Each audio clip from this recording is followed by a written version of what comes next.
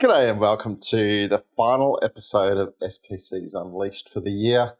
We are on episode 6 of our second season where we are looking at random topics of interest to ourselves that we feel perhaps didn't get as much attention as we would have liked in the original cut of the Safe Competencies. And to round out the year, we're on change management and the implementation roadmap. And I don't know how it suddenly came up as Stephan's favourite, but Stephan's hosting. So over to you while I actually get the right names on the right people, Stephan. Perfect. Welcome to this episode. So when we talk about change management, we often hear and read it's about strategies, techniques, practices that are required for successful transformation, right? And when we talk change management in the SAFE framework, we talk about the implementation roadmap. And big question today will be what's covered, what's not covered by the implementation roadmap. And that's where the interest is, Mark. That's why I chose this topic. And in the end, when it comes to change as well, how can we make stick change and reinforce it? So to kick off this episode, a question to my mates: what goes through your mind when you hear the term change? And tie it to your passion or your challenges. Who would like to start? I see Nico being very polite, so I guess I'll jump in. And Thank you. I must confess, when I was doing the prep, I hadn't spotted your intent to do this warm-up question. So about half an hour before we were due to go live, I was doing my kind of mic checks and all that kind of stuff, and I saw the question. It's like, oh, what does go through my mind? And it instantly gave me a flashback. So if I roll the clock back nearly 15 years now to when I started teaching SAFE courses, there was a kind of almost standard set of diagrams I would draw on whiteboards or flip chart paper every time I taught a leading SAFE, because there was stuff I thought that was important that wasn't in the SAFE material. And one of the diagrams that I always drew was the Satir change model. And if you're not familiar with Satir, she was a family therapist who revolutionized the world of family therapy in the 70s. But some of the people that have really been mentors to me studied with her and took a lot of her work across into our field. And she had this change model that said every time you introduce change, there's a set of things that go on. And, she presents it as a graph. If you're watching this, I have the graph on screen. If you're listening, I'm going to describe the graph. But basically picture you're beginning in what she calls the late status quo, right? How does the world work today? You introduce some foreign element, a decision to change. What will happen next is an initial period of resistance followed by chaos. And this is always drawn as like a valley. Life gets worse. You enter this period of chaos. And in this period of chaos, it's not a smooth up and down. It's like it gets a little bit worse, a little bit better, a little bit worse, a little bit better. But life is very chaotic because the world doesn't know how to deal with this new change you've introduced. And then there's some moment in time when people start to get it, and it's like she described it as the transforming idea. Here's the moment when you start to understand how to cope with this change, and life begins to get a little bit better. But it doesn't get smoothly better. It's still a jagged line that goes up and down and up and down and up and down. But the trend is forward as you integrate this change into the way you work until eventually you reach the new status quo. And her theory was every change, no matter how big or small, is going to go through this cycle with people, right? Because we respond to things emotionally. The bigger the change, the bigger the canyon's going to be in the middle. And you've just got to prepare for it and ride your way through, and also know that the new status quo is not always better than the old status quo. So a really good way to think about change is introduce small changes so you go through small canyons of chaos, integrate it, reset to a new status quo, and you can learn and course correct in case it wasn't the best possible change. And recognizing everything you do as you start to change your world towards agility, you're trying to build an organization that's better at changing, but you've got hundreds, potentially thousands of people continuously going through these curves of what's happening to them emotionally as human beings. So that's change for me. Nico, over to you. Awesome. Yeah, in my case, it's impatience. So if I summarize it to one word, is the people have not the patience to do it the right way. Like you show in the graphic, uh, you need there is a phase where you are slower, where you have pain, and you need the patience to go through this valley to become better. So that's really one important thing. That's why I love change when I'm not affected by it, because you can just coach it. You're from the outside, but when you're inside the change, it's really hard. And I said in the warm up with Stefan, it's like when your kids learning to ride a bicycle. They will fall down. They will be slower than before, and you never will say, you know what? Continue walking. You're faster with walking. You don't need to learn this bicycle thing because you're slower now than before. You have the patience. They need the patience, and you will be faster. Same with my swimming lessons. When I learned go away from this style to the crawl style, I remember I was so slow, and after 20 meters, I was really full of water everywhere. And I told to my trainer, I think I will stop it. And he told me, yeah, you need patience. I told him, I have patience. What are you talking about? I'm the most patient people in the room. Yeah, but you need it. And you have to know that it starts becoming worse than better in the beginning. And at the end, it's the patience of the people who are affected, patience of the people who are leaders, and of the coaches. That's the other thing. I also see coaches not having the time or not taking the time they need. So it comes to a similar graphic as you showed, Mark, but on the word patient. Patience, sorry, not patient. Thank you very much, Nico. What goes through my mind when I hear change is, and I also have a little flashback like Mark, like years ago when I was preparing a presentation about innovation and change, I stumbled upon this title, Shift Happens. And if you put the F into bracket, the title changes drastically, right? Shift happens, take the F away, and you will find out, and that's what was my experience. You either have a guided change, the shift is appreciated, is anticipated, or it becomes a loose cannon, and then shit happens. And that's not good for change, right? Because it can go in all directions. And for me, change is finding the right balance to bring in innovation from one stable condition to the other. Mm-hmm. So, yeah, let's pick up the threads that are on the stage. The next question I would throw into the arena is, what were your unique but overall biggest challenges in those transformations? You already brought in some hooks and some hints and some ideas. So let's start with Nico. You mentioned those impatient people. What about impatience? Yeah, what also happens in such environments, or at least in environments I've been, is the people think, okay, now we're doing something new. We're doing this agile thing or this safe thing, and they just forget everything they knew before, because, or at least it's my opinion, maybe I'm wrong. I didn't found so much change management skill help in the safe process, except of the roadmap and except of there's also an accelerate book by Cotter. That's not really what you need. No, you need more than this. And I was really surprised that great project leader just forgot about what they knew before about change management, about people. And I think that's one thing that's really important for myself, is to wake up the people and say, just because you're doing something new or a new technology or a new framework or a new way of working, don't forget all the things you knew before, because you will need them.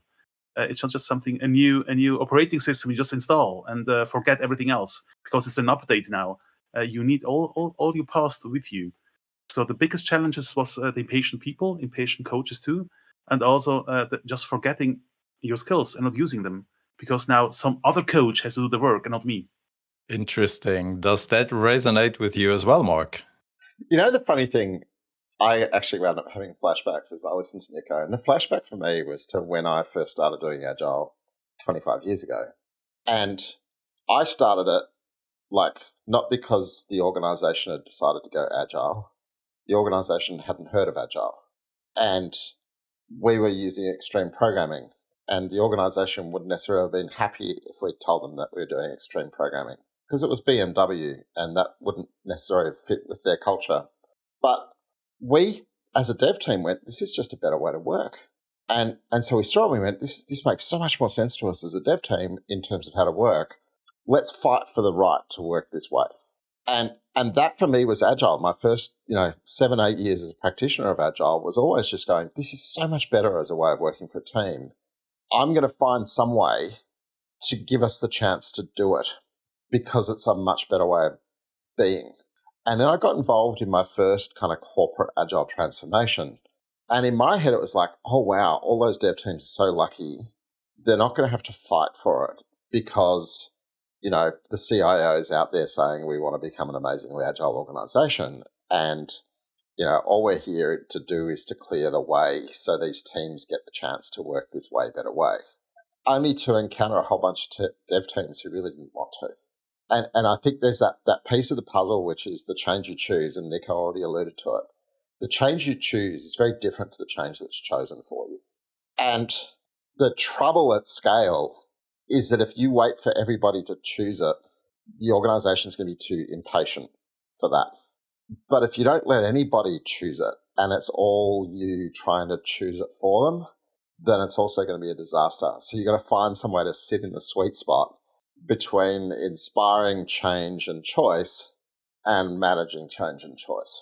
That's interesting. Listening to you guys sparks something in my head when it comes to change that often, and I'm picking up what you said, Mark, what you change and what will be chosen for you is often very different in a context or in an organization. And what I see quite often when it comes to change, some people, some leadership has some idea, and then there is kind of a delegation of this change to a group of people or certain people, and they have to deal with the change. And that was probably the biggest challenge I faced in many transformations, in many engagements that probably leadership thought different about the change than those who had to deal with the change or received some mission or received some mandate to do that, right? So this buy-in of everyone who's in this change was kind of different. Leadership, management buy-in was different than the buy-in of the people. And you mentioned that, Mark, and then I would like to hand back the talking stick to you. What about this difference? Do you see that similar? Did you experience that in a similar way? How was your experience in the past when it came to change? Look, it was, and again, probably going to that moment of my first enterprise agility work. I had never worked closely with an organizational change manager before that. Right? I came from a dev background, and organizational change managers dealt with stuff that was very uninteresting to me as a dev. And then I'm coaching this large program of work, which eventually became the first place I applied SAFe. And as a large program of work, they had a whole bunch of change managers. And this thing had initially been spun up waterfall. It was converting piece by piece to agile. And every agile stream had a change manager associated with it. And I'm in there coaching, and my initial interactions with these change managers was trying to control them because they were all freaking out because we were doing things that didn't look all that polished. Right? We had teams in there doing demos, and the demos didn't have beautifully prepared PowerPoint packs, and we didn't have great communications decks. And, we weren't doing all this stuff that was really important to these change managers. At the same time as I'm in there talking to the teams as a coach going, if you're spending time polishing your demo, it's not really a demo, right? Less PowerPoint, more working software. That's what makes a good demo. And so there was this real tension between me and the change managers where it felt like they were pushing for all of this polished, pre-thought stuff. And I was pushing for, we've got to learn, we've got to be transparent. And it was almost like we were opposing forces. But I was curious. And, I started to spend time with them. And I realized there was all this stuff they knew that I didn't. Right? Nowhere in my research on agile coaching had I learned a whole bunch of techniques that they already knew. And in actual fact, there was stuff that they could teach the teams that would make the teams better teams that I didn't know how to teach the teams. And it could have been just literally, communication skills, and how to do follow up after a demo, to check in with your stakeholders and find the things that they didn't say to you in the room, and how to maintain a communications register so you knew who you're talking to and you didn't talk to. And it's like, oh, cool. They know all this stuff that not a single agile person I know knows about or cares about. And if I can get them to stop worrying about trying to over polish and hunt for all these things that really smell a little bit more waterfall and agile, and tap into the goodness they bring, life will be amazing. And so it was a question of building a relationship with them, learning from them, and then learning how to activate them as a part of the force for good, where initially probably a lot of them were very, very dubious about agile and the way that it was going to impact change management. Interesting. Nico, how about polishing your assets and tidy up your house? What's needed as well? Exactly. What I realized while Mark was talking is that change is never a war you were doing. It's not something. It's not me against the others, or me have to change them. Change always has a reason why it's happening, and usually, most often it's because you want to improve something, improve your product, improve your company. You want to continue. So please take another mindset. It's not just installing some events or some meetings. We have to do a demo. But explain, why are we doing this? Why are we inviting the people? So it's a lot of we're back in coaching. Sorry for that, but it's together with the people. Try to understand what's the idea behind the collaboration we are doing.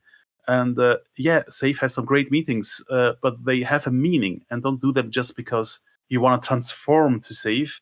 Do them because you want to be ready for the new time where everything changes them dynamically, radically, and fast. And it's not a war. Try to find out why you're doing this together. And that is why you need all these old skills and all the people already there who, same with me, like with Mark, they are mostly better skills than I am in creating a vision, creating a mission, creating a purpose. It was something I had to learn, by the way, as a developer. So when I was a developer, I thought to myself, what the heck is this? So if you have vision, stop smoking pots. I don't get it. I just want to do my work. I don't need this. But then I realized how important this stuff is. And then I learned from the best. And those were not agile coaches. They were just people great in creating great products, in creating great companies. And so I learned to involve in this area too. You guys kicked it already off. There's, if I'm listening to you guys, it's about how do you prepare for change? How do you manage change? So what are probably some prerequisites needed for good change? What is probably biggest leverage effect you could instill in such an organization? We're both queuing up not to go first. That's vocal already. Moment. That's good. That's good. Nico, why don't you take it away? I mean, I forgot the question. Sorry. Say it again. Oh, gosh. So I think, Nico, there's, for change, you need some prerequisites, right? Because you have to prepare for change. Yeah, you have to kick it off, kind of. You have to manage it. So what are those ingredients you would throw in and say, okay, if this happens, if this is existent, it will leverage some big effect? Yeah. Just a warning ahead. It's just my style. I don't know if it's right or wrong. Usually it fits the way I'm doing it. So there is no big literature behind of it. It's just my experience. It's really understanding the why. So try to find out, why are we doing this? Why I want to change? Is it because my body's also doing something similar and I want to also go in this way? Or am I just bored? Or am I a new manager and I just want to make a footprint because I'm new and I have to bring new ideas in it? Shouldn't be the reason, by the way, why we're changing it, but understand it. Why are we going this way? And then having the right people around you, supporting you in make it crystal clear the direction where you want to go. I think that's the most important part. I've seen many organizations just missing that, just starting somehow we have to do something. Let's take this framework. Let's take the other framework and let's do it. And 3 years after, they just have to redo it again. So the why, understand the why, and find people who help you finding the why. That sounds interesting. You mentioned already the why, and I would add the purpose. If change is not conveyed in a way and communicated in a way that people understand what is the need for change, we're just being busy, right? And as well, I'm always throwing in this analogy of the bowling alley. If you just throw the balls towards the pins, but you don't see where the pins are, and if you hit the pins, if there's like a curtain in between, what's the fuss about going to a bowling alley? I want to see the impact. I want to see that something we do, that we deliver, that really makes sense. It has a purpose, which is, by the way, one of the intrinsic motivations, right? And how can we bring that in as a prerequisite for me is quite crucial. And probably handing over the talking stick back to Mark, it's a people business, right? So I'm gonna take the people talking stick and run with it for a second. Perfect. And if you spend any time with a real change manager, one of the first things they'll always talk about is change champions. And when you frame this question for us, Stephan, and your comment was leverage, where do you find leverage? Yep. For me, leverage is change champions. Now, I don't necessarily call them change champions and do all the formal stuff that change managers do with change champions groups, although sometimes that can be an amazing thing to do.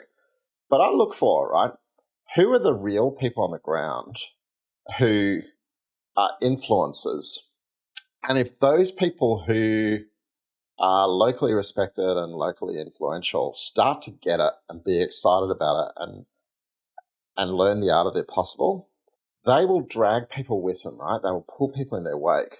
And so recognizing, like, what I will be doing, let's say if I'm doing a Safe for Teams, because the people I'm looking for team members. Right? When you do a Safe for Teams and you're launching an art and you've got 100 people in the room, you see some bright sparks. There are some people always who stand out. It's like they get it, they're excited by it, they're thinking, they're leaning in their group discussions, and they're triggering their group to think differently about stuff. And they're the people that other people are looking at to see how they're responding. And I look for those people and go, how can I go build a relationship with them? Because if I can really take those people and amplify, right, lean in, listen to them and go, what's happening. And so I look for who are the 8, 10, 15 team member level people that I believe are going to be the heart of possibility for that art. And I go, how do I build a personal relationship with them? And then when I get to PR planning and I've got a spare moment, it's like, let me go and check in. How's it going? What's the reality? Because they're often also true speakers. But if those people move, and maybe it's, how do you apply Agile to a, Databricks data lake with very sensitive health data and a lot of concerns about data governance, and go through an iterative approach to data modeling. Now, once upon a time, 15 years ago technology, I could do that. I can't do that anymore.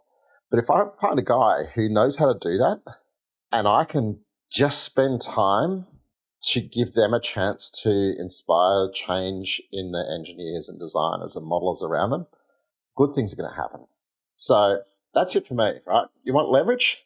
Find your change champions on the ground who know the product, the technology, the organization, the context, who are respected by their peers, and see what you can do to lift them. That'll lift others. That's great. I think you answered my next question, because my question would have been, what makes a real change manager real, and what makes them fake? So it's really using the change champions makes them real, and not doing everything alone. Or what is your definition of a real change manager? Generally, they've got certifications. I don't, mate. Okay. Perfect. Thank you, Mark. The big X. Okay. Let me pick that up. Are we talking about leadership, Mark? Not only champions. Look, it can be like leaders can be champions. and there are some leaders who will stand up and be logical champions of the change. You're looking at it. It's one of the things, if we wind back to when we talked about facilitation, right?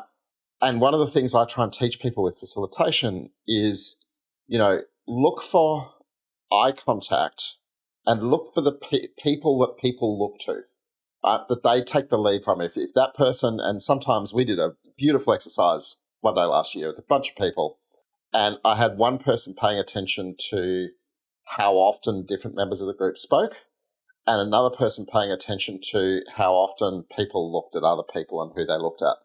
And there was this one woman who said less than anybody else, but was referred to more than anybody else. And it was like she was very quiet, but hugely influential in this group.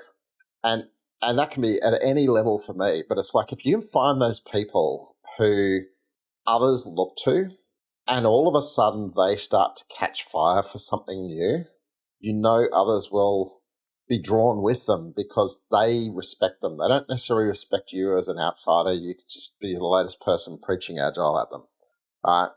But they're a reference point internally, and if they get excited and inspired, things will follow on the back. So I'm going to be quiet for a second because we've had a comment come in LinkedIn. So you guys take the ball. I'm going to read the comment and see if we need to talk about it. Yeah. Nico, take it off. Exactly, and it's one thing that Mark just mentioned is really important. Mark, you just added one important skill for a change manager, and this one is reading the room. So reading the people, and not everybody has this skill, and you cannot learn it. Let's go back to teachers. I know I have 3 kids. I had to visit classes, and some teachers are really great in feeling what's happening around in the room. Where to intervene, where not to intervene, and the other just having a playbook and playing it. And that's a really a skill you need as a change manager, feeling the room, realizing who is talking how, with which body language, who has an influence and not. And it's really an important skill, which you have to you not learn it by a book, you have to learn it by being part of it and seeing others doing it. Let's stay in that area. We're talking about management strategies and or techniques for change. What did you guys apply in the past? What was successful? Or perhaps also what wasn't so successful? Where did you have some havoc? Where did you create some mess instead of leveraging the champions and being more successful? So misunderstandings I've seen in the past is people who read Kotter misunderstood the idea of the guiding coalition. They always thought that the only thing you need is just support from top management, and then just were there and looking for support and try to make a guiding coalition upward. But they completely forgot that you need people on. You need pilot projects. You need people. Leading this thing, you need now it's called also the volunteer army if you read the new material of Kotter, and this was for me also always an important part. So I remember one of the biggest change projects I was able to accompany, something like that, choose a proper English word, be part of it or to coach, was around with 600 people. And one of the first thing we tried to do is first, of course, management support, and second, who could be part of a great pilot project or a lighthouse project. And it was cool to see, okay, I need this and this person, because if they are part of this movement, others will look up to them and say, hey, if they are doing it, we have to do it too. And if the cool people are going in this direction, or the important people are going this direction, we have to go too. So you need both. You need a guiding coalition upwards and the guiding coalition downwards to the people who are doing the work. So you need some kind of both. And in the beginning of my change management career or as coach career, I've seen too many people ignoring the people doing the work and just trying to be part of management and part of guiding and not of doing. That sounds plausible. That's a good advice. What was good in your experience when you applied some strategies and techniques, Mark? Look, I'm going to take this question, and I'm actually, now that I've had a chance to think, I'm going to use the segue based on the comment that came in from LinkedIn. So thank you very much for giving us a little bit of live feedback and a question along the way. The feedback was, we've been talking about agile coaches through a change lens. We've been talking about traditional change managers. What about RTEs? And then where does the lace fit into all of this? I think, it's the short version of the question. The segue I'm going to take is, I actually, based on my very early learnings, I've done an awful lot of work around integrating traditional change management skills in the journey over the years. And I published a community contribution article for SAFE last year on that topic, based on a presentation I gave in, I think it was Prague last year as well. So if you're interested, and this really gets to this idea of the integration between the various parties and different models and things you might focus on, the community guidance article was called Building the Change and Communication Competency for Effective Arts. You can find it straight on the SAFE website under community contributions, or you can go and you can look at the summit videos from Prague, and you'll find that I gave a talk where I shared a lot of stories and some photos from there. So that's my kind of segue moment. The thing that I would add to that segue is, if you think about change management frameworks, there's really two that dominate the world today. One of those, of course, is Cotter, and Build a Founding Coalition, etc., etc., etc. The other is PROSI, and PROSI is known for the ADKAR model, awareness, desire, knowledge. I always forget the A, and then reinforcement. Right?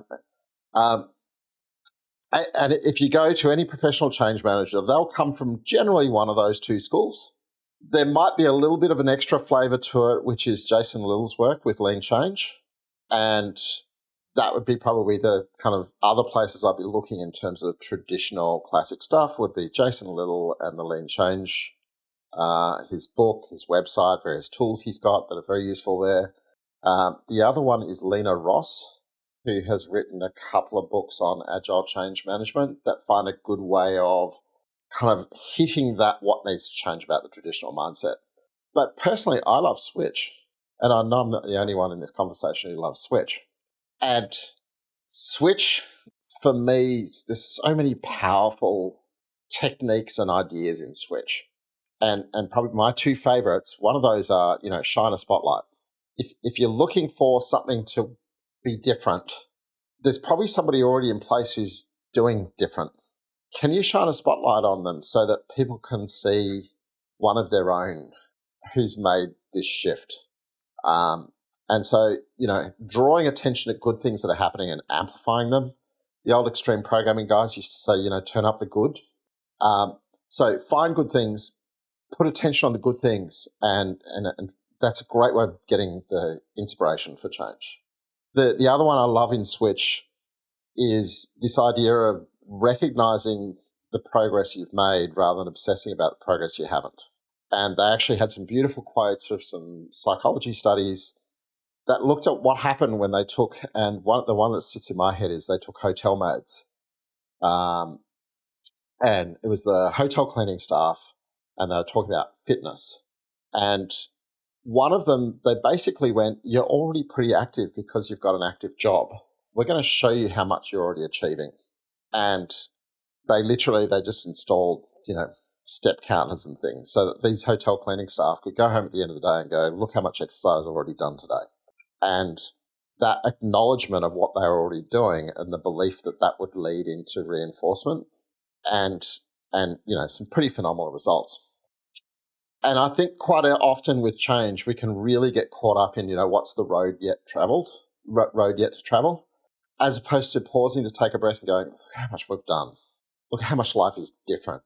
And I think there are moments where people get very frustrated, and you can sit and do a workshop and you go, okay, well, let's look back a year ago. What did our world look like a year ago?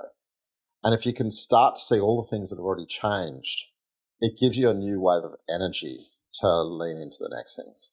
Thank you, Mark. You just described how European people work, right? We first look for what hasn't been achieved instead of celebrating what we achieved. Cool. Ta-da! We are in Jiggles time. Over to Nico. Yeah, I thought this time we are so close to Christmas, and I asked myself, change manager, Christmas tree. What does the Christmas tree of modern change manager look like if he was a tree designer? Really hard question. Let me kick it off. I was roaming on the internet a little bit, looking at pictures of Christmas trees, and I found one that wasn't the usual Christmas tree with needles on it. It was one that had a timeless design. It was designed with baubles and candles, with glass, and it was nice and shiny. And as a modern change manager, I would like to have a design and a change approach that is timeless. So that every year comes Christmas time, you might have to change this Christmas tree, but it's still shiny and it's pointing into the future and showing us the path. Somehow went in the opposite and the same direction at the same time. So I went to classic and thought to myself, I see a tree with old wooden ornaments, like in the black and white movies, really old stuff, but it also matches to the new world. So I wrote wooden ornaments. It will be full of wooden ornaments because you still need your old skills. You need your old ornaments to make a modern tree because they fit also in the modern world. So somehow close and not close to what you wrote, Stefan, or showed, Stefan. Perfect. Mark, I don't get your picture. Well, You're next. Life shouldn't be too easy or predictable when it's Jiggles time, right? And I thought about it, and it was actually funny because we're having a lot of debates about Christmas trees in our family right now, because we're at that point where all the kids are grown up, but none of them have their own kids yet, unlike Stephan, who's now in the joys of being a grandfather. And Celebration. And so I'm like, do we really bother with a tree? I don't necessarily want to bother with a tree because for me, trees, it's about the kids. But all our kids are grown-up kids, and I'm not very popular for that stance. But, I'm the guy who thinks about what the dog does to the tree and the mess. And I'm certainly not the guy who makes it look beautiful. I can relate to that. But when I started thinking about this, and it's like, what is it? Well, I come back to that. A great change manager creates change champions and unleashes them. And so I instantly didn't want to look for a Christmas tree. I wanted to look for a Christmas tree farm where I had lots of young Christmas trees growing and waiting to be released into the world to bring Christmas cheer everywhere they went. Call me corny. I love the jiggles. That's cool. Thank you both. It's really cool. Thank you very much, guys. To round up this topic for the last third of our time, I have two additional thoughts that I would like to throw in. When it comes to change, we're in product discovery and development mode as value streams, right? And quite often, or almost every time, we have unpredictable fluctuations in requirement demand. And that creates change as well within the system, right? How can we create a completely flexible organization so that we have maximum innovation speed? Because for me, that's related to change about how we organize. And are we still focused on creating, delivering value, and as fast as possible and as sustainable as possible? Who would like to elaborate on that one? Mark, I'm going to jump straight on that one, and maybe I'm going to be a little bit boring. Now, one of the things that I learned from classical change managers is they're very focused on understanding the ability of the organization to absorb change. And they have tools like change impact assessments, where they look at a potential change and they say, what's the potential impact of this change? What's the ability of the organization to absorb that impact? How does that influence our strategy? So on and so on and so forth. And if you think about something like predictability versus innovation, right? And at the end of the day, if you had back when it used to be popular, we used to use the old sliders techniques. You can pick your sliders, right? for me, predictability and innovation are almost at opposite ends of a slider, and you've got to pick your scale. Where do you want the balance to sit? Can you do maximum innovation speed? Well, there might be certain situations where you can do maximum innovation speed, knowing that the downside of that is going to be minimum predictability. But is your entire organization able to do that? And you've got to figure out where on the slider you're sitting in context. And part of this, and if I really peel it back into the change management aspect, and something that I spend a lot of time on in my community contribution guidance, is when you move down the agile path, the change is not just to the people now working in an agile way. The change ripples to the entire organization. I'm now delivering smaller, more frequent releases. I'm now balancing between innovation and predictability. And there's a wave of education and preparation of, what's the why that needs to happen, and a wave of awareness to start to go, is this group of people able to accept this more innovative, less predictable way of working? How much can we turn that dial up for them at the moment? How do we take the journey of finding the sweet spot and moving the sweet spot as time goes by? Because, there's all kinds of controls you can put on it. You can put guardrail controls, right? What's the guardrail that says how much of my capacity goes to reasonably predictable work versus how much goes to innovation work? How do I set the slider in the right place? How do I sense what the new right place is? And how do I educate the people who are impacted by where the slider's set?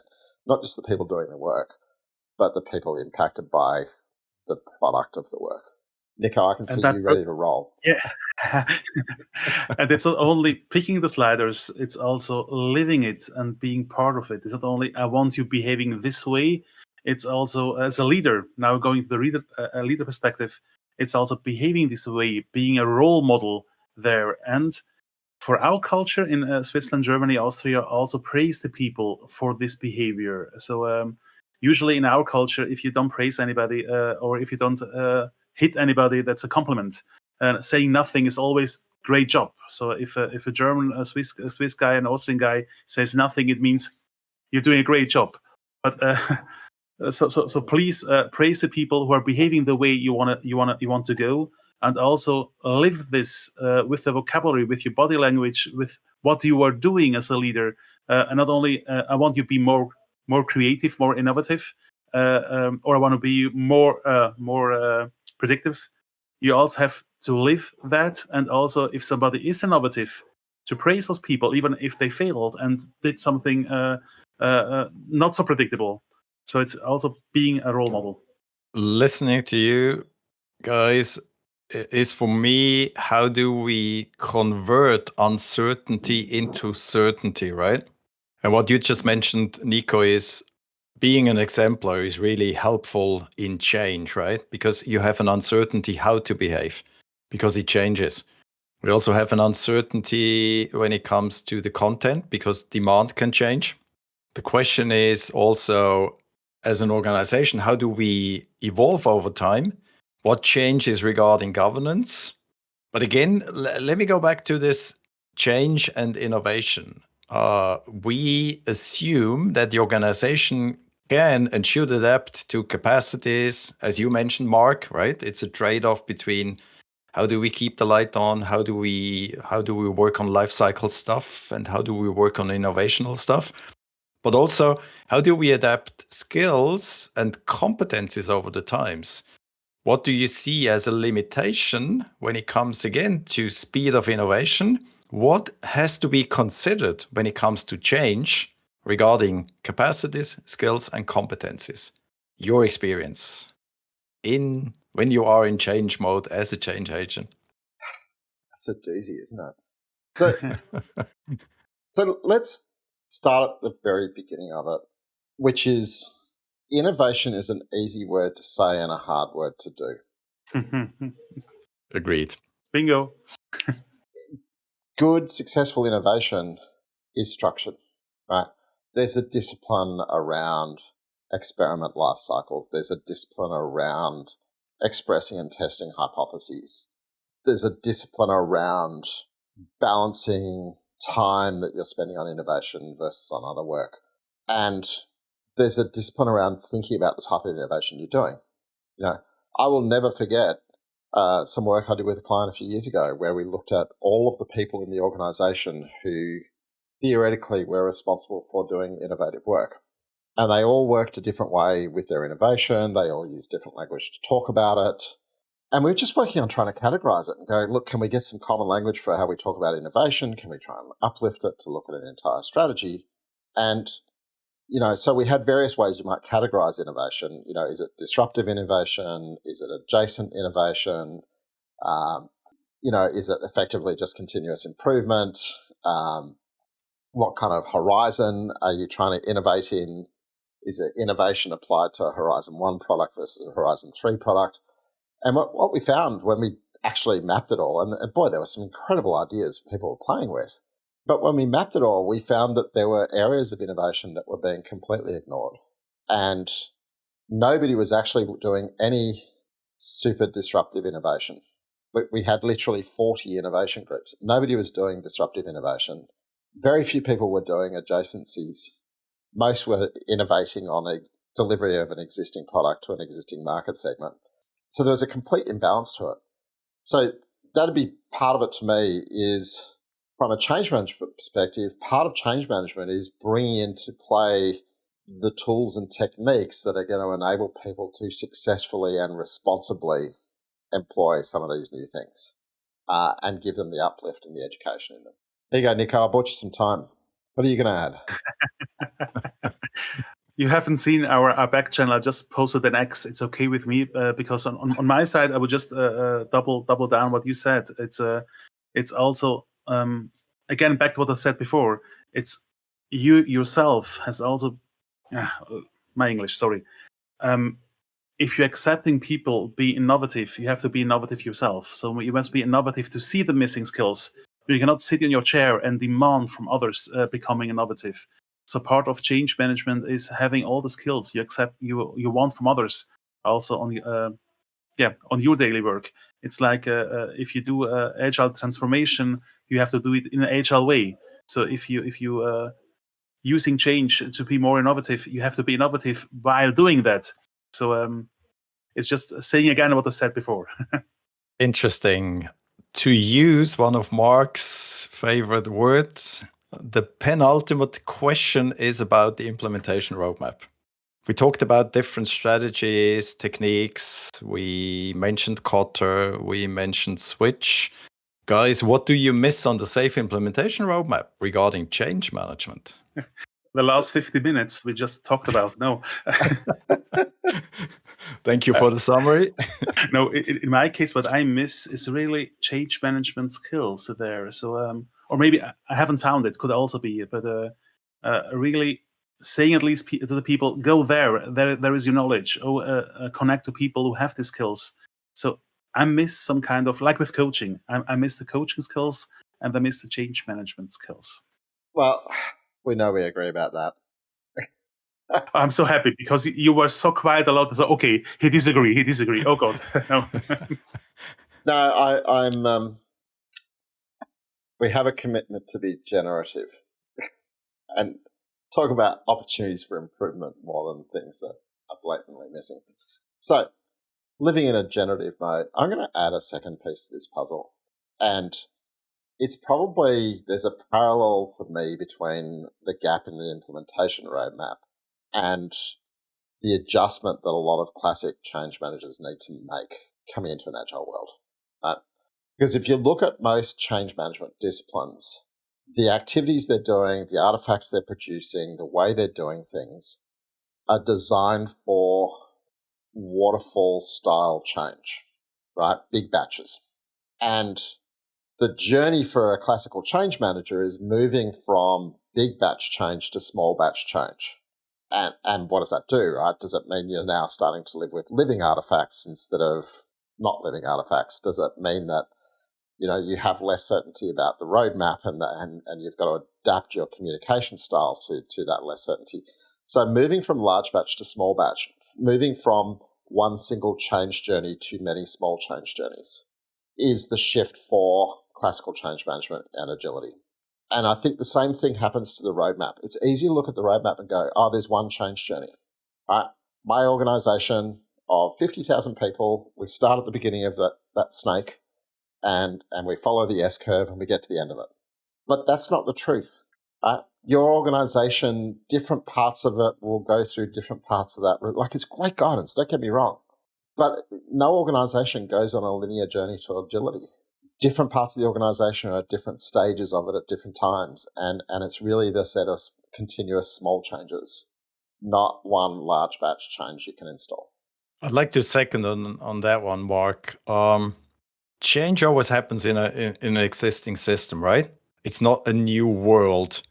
And I've seen that quite often. We are so focused on the transformation, creating and finding out those value streams, identifying them, starting them, training them, first PI planning, and we forget all the other people around us, right? And for me, it's about the cohabitation of the work system topology as is, bring that into the implementation roadmap. So it's the implementation roadmap, as you said, it's not a linear thing, it's cyclical.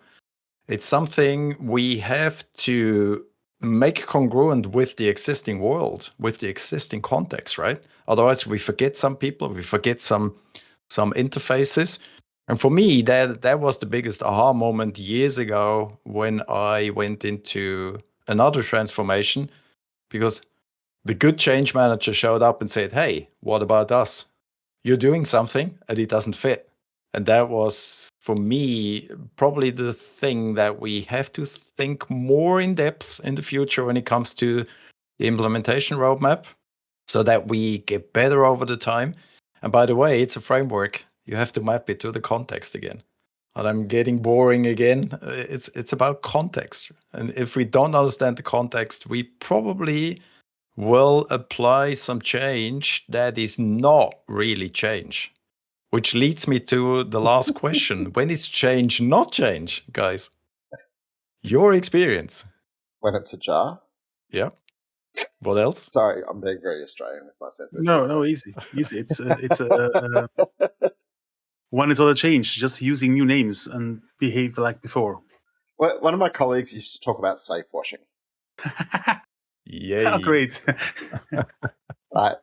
There's a lot of people using new words and putting on various shows, but nothing's really changed under the surface. My addition to that would be, it's really easy to find vanity metrics. You know, how many people have we trained? How many arts have we launched? As opposed to how much have we changed? So, you know, don't measure the change activities that you've performed. Measure the change outcomes you're achieving. And have ownership. Yeah. And to summarize that a little bit, what Nico, you said, and Mark, change for the sake of change, it's not what we are after, right? It's a name. You change the names, but you don't change the game, really. So for me, important is, what's the true north? Where are we heading to with the organization, not the transformation, the organization, and the transformation and the change should be helpful and should create those activities that really create true value for our organization. Which leads us to, what's the key takeaway? Who would like to start? Just one key takeaway. I start. Use and develop your pre-agile change management skills. Use them and develop them. And I'm using one that Nico mentioned in one of the other episodes. The person in the mirror matters. Make a change. And I'm going to stick with Nico on this one. It's find the change management professionals your organization already has and make them part of your guiding coalition. And with those statements, back to you, Mark. All right, so that brings us to the end of SPCs Unleashed for 2024. We are going to take a well-earned break.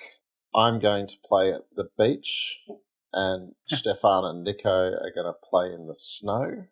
And we'll be back, and I guess I'll be a lot more tanned and they'll be a lot less tanned on the 18th of January, where we're going to do a follow-up. We had a session on PI planning a couple of weeks ago. We're going to come back and we're going to devote a whole episode to talking about distributed PI planning and things we've learned about how to make it work. So in the meantime, we wish you a happy Christmas, Merry New Year, happy festive seasons, whichever things you're celebrating in these festive seasons. And from me, that is Sayonara 2024. I'll let the boys say a final goodbye and I'll take us off the air. Goodbye. All I want for next year is you. And in Swiss German, ein guter Rutsch. See you in 2025.